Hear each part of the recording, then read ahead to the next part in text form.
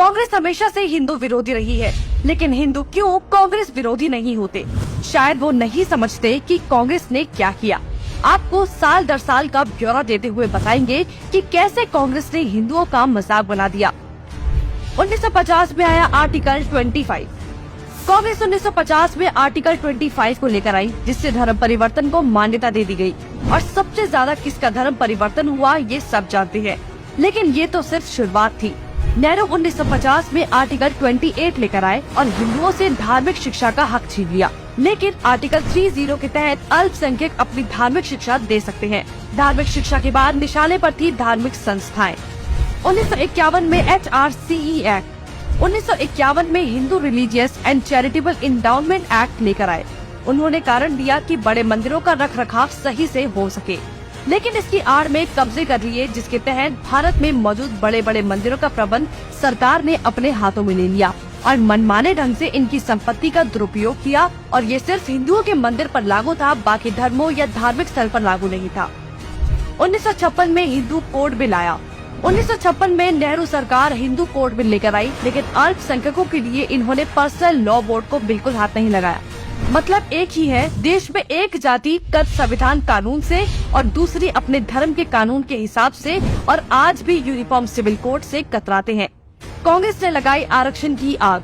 कांग्रेस आरक्षण लेकर आई, जिससे हिंदुओं को बांटने का काम किया गया, जिससे सबसे बड़ा नुकसान हिंदुओं को हुआ। आरक्षण की देश में जरूरत थी, लेकिन मक्कार कांग्रेसी इस योजना को 10 साल लागू करने की बजाय इसे बढ़ाते चले गए और न ही इससे लोगों को सशक्त बना पाए, जबकि लोगों को इसकी लत लगा दी गई। इंदिरा का कार्यकाल। साल 1976 में इमरजेंसी के दौरान ही इंदिरा ने संविधान में सेक्युलर शब्द को जबरदस्ती घुसा दिया, जिसको लेकर संसद में कोई चर्चा तक नहीं हुई। मतलब कि हिंदू बहुसंख्यक होते हुए भी भारत हिंदू देश नहीं कहलाया जा सकता, जबकि आप हमारे आसपास देखेंगे तो सभी मजहबी देश हैं, लेकिन हिंदुओं के लिए कोई देश नहीं बचा। इसके बाद हिंदुओं के कानूनी अधिकार और इतिहास निशाने पर थे। 1991 में पूजा स्थल कानून। 1991 में कांग्रेस ने पूजा स्थल कानून बनाया, जो बेहद हिंदू विरोधी कानून था, क्योंकि इस कानून के तहत हिंदू, सिख और जैन मुगलों के कब्जे से मंदिरों को छुड़ाने के लिए लड़ाई ही नहीं लड़ सकते। उनके पास दलील सुनने का कोई कानूनी अधिकार ही नहीं छोड़ा गया। हमने लाखों मंदिर और उनका इतिहास खो दिया। 1992 माइनॉरिटी कमीशन एक्ट। कांग्रेस ने अल्पसंख्यक आयोग अधिनियम बनाने के बाद अल्पसंख्यक आयोग बना दिया।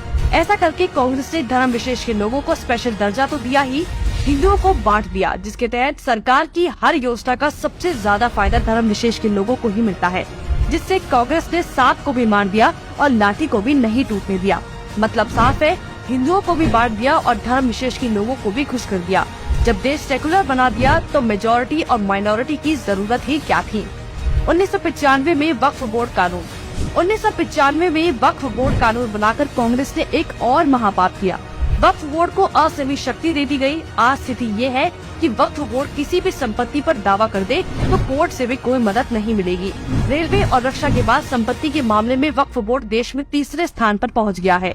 अब सिर्फ एक आखिरी बार बचा था, वो बार था राम सेतु एफिडेविट। राम सेतु एफिडेविट बनाया। हिंदुओं ने फिर 2004 में कांग्रेस को चुन लिया, तो कांग्रेस ने इसका इनाम देते हुए राम सेतु एफिडेविट बनाया और भगवान श्री राम के अस्तित्व को ही नकार दिया और काल्पनिक बताया। आस्था और धर्म पर वार करने के बाद अब कांग्रेस ने हिंदुओं को ही बदनाम करने का प्लान बना लिया। 2009 में हिंदू आतंकवादी घोषित। 2009 में फिर से हिंदुओं ने कांग्रेस को चुना, तो उसके बदले में कांग्रेस ने हिंदुओं को ही टेरर घोषित कर दिया। कांग्रेस ने बहुत ही चालाकी से एक एक कर हिंदुओं के धर्म, अधिकारों और शिक्षा के अधिकार को छीन लिया, लेकिन हिंदू फिर भी कांग्रेस को नहीं समझ पाया। औरंगजेब ने हिंदुओं को खत्म करने के लिए तलवार का इस्तेमाल किया, तो कांग्रेस ने हिंदुओं को खत्म करने के लिए संविधान का इस्तेमाल किया।